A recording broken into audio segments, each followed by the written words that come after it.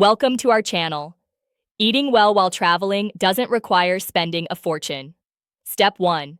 Stay in accommodations with kitchen access to prepare some meals yourself. Step 2. Shop at local markets and grocery stores rather than restaurants for every meal. Step 3. Eat your main meal at lunch when many restaurants offer cheaper set menus. Step 4. Look for local street food, which is often delicious and affordable. Step 5. Ask locals for recommendations on where they eat for authentic and cheap options. Step 6. Bring reusable water bottles and refill them instead of buying bottled water. Step 7. Take advantage of free hotel breakfasts when available. Step 8.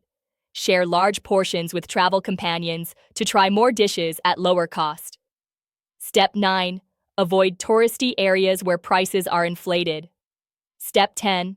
Pack snacks from home for airplanes and day trips. Step 11.